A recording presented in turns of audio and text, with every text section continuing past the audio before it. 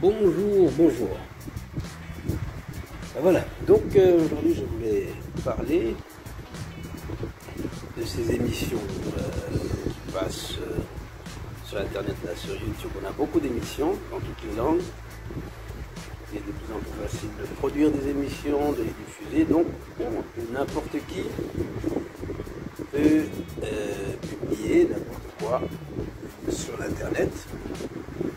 Alors, c'est très bien, c'est la liberté d'expression maintenant, c'est concret, parce qu'il ne faut pas beaucoup de moyens pour publier ce qu'on a à dire. Et c'est très bien parce que ça, on peut savoir ce que les gens pensent, les gens peuvent dire ce qu'ils pensent, mais alors le problème, un gros problème, c'est que on a l'impression souvent que les gens ne préparent pas leurs émissions, leurs programmes. Donc, vous avez des vidéos qui durent 1h30, 2h, 2h30, 3h, 3h30. Bon, alors le problème c'est que les gens n'ont pas tout ce temps.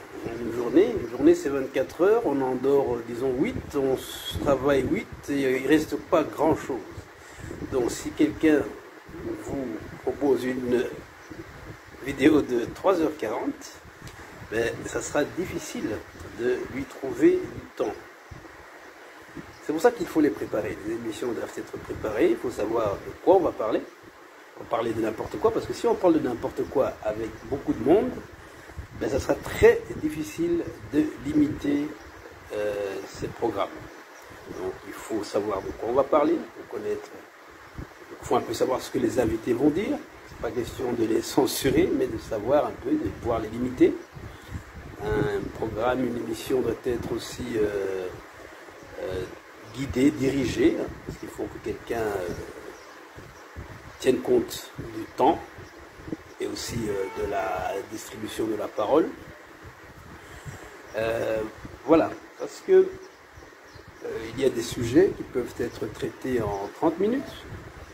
30 minutes, ça peut aller dans une journée. 10, 15, 20, 25 minutes, ça peut aller. Donc, moi, quand je vois une émission, une interview, par exemple, qui va durer une quinzaine de minutes, une vingtaine de minutes, une demi-heure, ça va.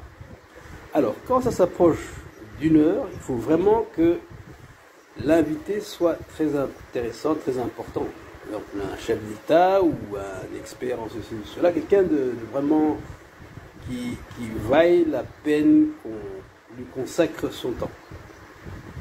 Voilà. Sinon, ben, des fois, on voit des émissions, programmes en Kinyarwanda, où, voilà, 2h30, 3h, une seule personne. On peut avoir, par exemple, une seule personne qui parle pendant 1h30, 2h sans discontinuer. Donc, on se rend compte qu'elle saute du coq à l'âne, littéralement. C'est comme ça qu'on appelle. On passe d'un sujet à un autre. Il n'y a pas de structure. Et voilà. Donc c'est un conseil à donner aux gens qu'ils limitent leur programme dans le temps, qu'ils les structurent, qu'ils les organisent. Et bon, qu'il y ait une intro, puis un développement, et puis une conclusion. C'est des choses qui peuvent s'écrire.